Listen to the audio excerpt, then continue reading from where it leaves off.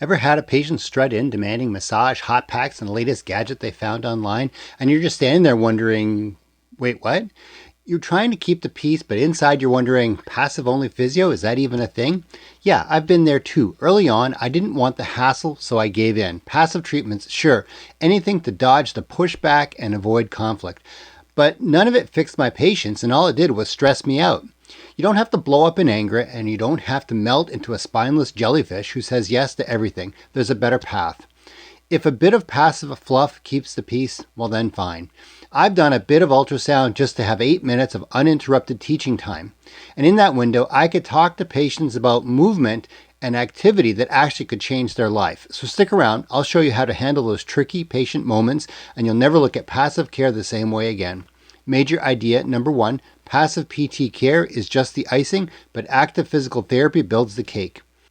I see this a lot. Do you see this a lot? Lots of patients still expect physio to feel like spa day, massage, hot packs, maybe a buzzing machine for good measure. And to be fair, we kind of did this to ourselves as a profession. In my experience, when you lean too hard on passive treatments, you don't speed the recovery, you stall it. Sure, the patient feels good at the moment, but then they start thinking that you're the magic, when really they should be the driver of change. Physio isn't about boosting your ego, it's about helping patients get better. Think of it like cake. Everyone loves icing. It's sweet, it looks great, but the real satisfaction comes from the cake. Physio works the same way. Passive treatments, they're the icing. They feel nice, but they don't change the tissues or create lasting change. The cake is the active work, the exercises, the movements, the effort that builds strength and restores confidence. Icing can make the process more enjoyable, sure, but it's the cake that actually gets people better. So how do you make sure patients get more of that cake than icing? By structuring a better plan. That's why in my simplified physio framework, there are 3 clear treatment phases: pain control, recovery of movement, strength balance, and mobility. Sure, there's a little room for passive stuff, especially early on when the pain is shouting the loudest. A bit of heat, a bit of manual work, it all helps. But as you move towards the last phase, towards strength, balance, and mobility, you ease off on the passive stuff, and that's where the focus shifts towards movement, loading, and functional exercise, the stuff that really works. So when a patient only wants laser or ultrasound or a hot pack, start there if you have to, but don't stop there. You need to bring them from the passive modalities around to the active exercises, and active exercises need to be based in function. Stay with me here, this actually works. First, acknowledge, then reframe the passive, and then transition to active, linking it to the functional. Here's how it sounds in practice. Say something like, I know this feels good. I know it takes the edge off. Think of this as your warm-up. Now, let's add the part that really makes you stronger. This will help you lift your kid again. You see what I did there? You acknowledge first, then you reframe the passive, and then you transition the active to linking it with function. And look, I know some dodgy clinics pad their sessions with passive money makers. It looks good on paper, it makes them money, but it's not ethical and it's not helping patients get better.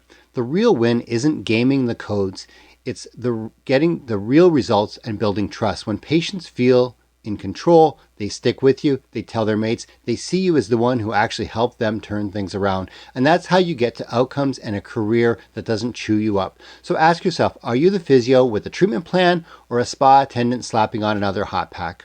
Major idea number 2, physical therapy success is improving lives, not chasing pain scores. Most patients walk in obsessed with their pain, chasing the magic 0 out of 10. But physio isn't about erasing pain, it's about restoring function. And that's the real measure of success, lifting their kids, climbing the stairs, getting through the workday without feeling all beat up. If every session is just about scores, you're both spinning your wheels. We've all done it, constantly asking, what's your pain score today? I've been guilty of this too. Here's the problem, those numbers don't tell you the whole story. I've seen clinics where the physio's pay raises are tied to those pain score numbers. And guess what? At discharge, the scores looked amazing, but the patients didn't and the outcomes weren't any better, and rehab turned into a numbers game instead of real progress. Don't play that game. So here's a better way. Ask better questions. Instead of what's your pain score, try what's the pain stopping you from doing. That one shift changes everything. It moves the focus from the pain to the function, from frustration to progress. And when a patient asks, when will my pain go away? There's your cue to reframe them. Say something like, the pain may not vanish overnight, but the goal is to getting you back to what you love doing. Then teach them the difference between hurt versus harm. Hurt is that workout burn, that annoying, safe pain, usually 3 under 10. Harm is that pain, usually 4 out of 10 or greater. It's the kind that lingers and shuts the patient down. As soon as they learn the difference between hurt versus harm, sooner they move forward. And a couple of other tips to try in your clinic tomorrow, like celebrate little wins. They build momentum. Keep the home program super simple, 1 or 2 exercise moves that they'll actually do. Use my simplified Physio approach so that patients know exactly what stage of recovery they're in and what to focus on and how to handle those flare-ups between visits. This lets you shift from fixing to coaching so that your patients are making real progress, and it saves you from a lot of headaches. Major idea number 3, physical therapy success is coaching patients better. What I've learned after all these years is that real progress doesn't happen in your clinic. It happens between visits when your patients are at home actually doing the reps. You're not the hero here, you're the coach, showing them how to handle it. You're the rehab trainer, you're the injury instructor. You can't lift the weights for them. You write the program, you correct them, you guide them, but they have to do the exercises. And from what I've seen, coaching isn't about the exercises themselves, it's about the language you use. So don't say, I'll fix this, say, here's how you take control. That one little tweak shifts them from treat me to teach me. Some patients will still resist. I get it. It's the easy way out. And when that happens, meet them where they are. Say something like, I get that it feels easier when I do the work, but the real progress comes when you are in the driver's seat. This helps them see that they're not fragile, that they're capable, and that every rep is moving them towards what they love doing. And keep the home program super simple. Remember, we just talked about that.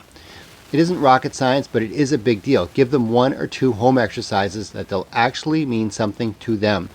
That's what we talked about earlier when we said active exercises tied to function. This is why some dismiss physio exercises like clamshells or banded external rotations. They look so wimpy, but if you tie them to function, if you build your physio plan on these active exercises based on the patient's function, then it works. Say something like, you're doing this single leg balance exercise so that you'll be less likely to fall again. Or these wall slides will help you reach up into the cupboards at home again. Simple home exercises based on patient function to adapt and to overcome. The day you stop playing superhero and start coaching is the day your results start mounting and your stress drops. This job is a lot easier when you're focused on giving patients the skills to have their own recovery. And this is the kind of career that lasts. Bonus section. Be the professional physical therapy that lasts beyond the table. Here's why all this matters long term. Relying on your passive treatments doesn't stall just your patient, it burns you out too. Being the hands-on fixer feels heroic at first, it feeds your ego, but week after week, your joints will ache, your patients won't progress, and you'll start doubting everything.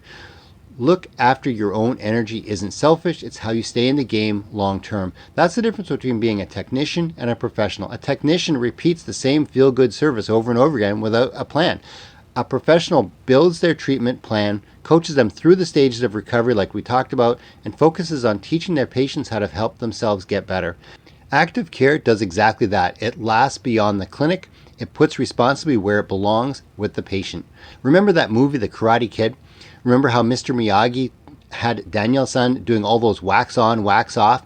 It wasn't the fight that Daniel expected, but it built the foundation he needed. That's your job with patients. Teach them how to move, how to prepare to handle life's challenges. So in practice, set boundaries early. Say something like, we'll use this to take the edge off, but the real progress happens when you start to move.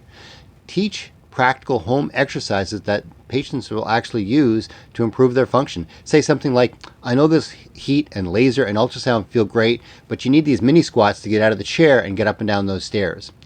And I know some patients will flat out refuse exercise. They'll say something like, my doctor told me I only needed laser or traction or some other thing and nothing else.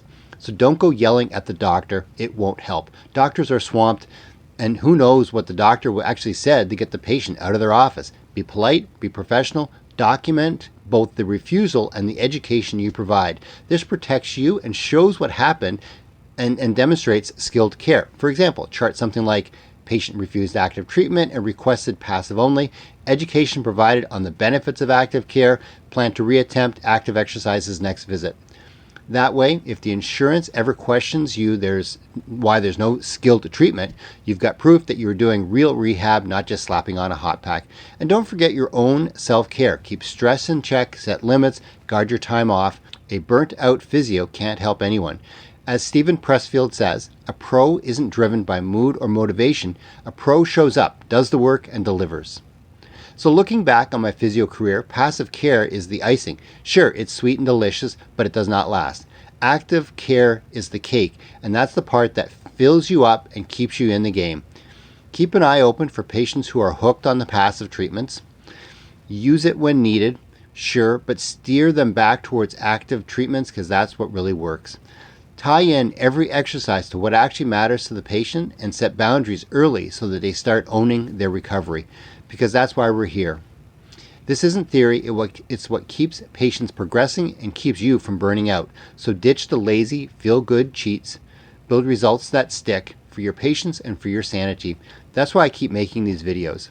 If this hits home, drop a like and share it with a mate who's stuck in that endless loop of massage, manual therapy, modalities, and subscribe for more straight-talking physio tips. My 2 books are now available at Amazon. What They Don't Teach You About Documentation in Physiotherapy School, a short how-to manual for successful daily note templates, and From Injury to Recovery Through Exercise, simple functional exercise progressions for physiotherapists to restore lifting, standing, walking. Thank you for your support. It's time for another video, and this one will make you smile and unlock a world of timely updates by subscribing to my channel. Thank you.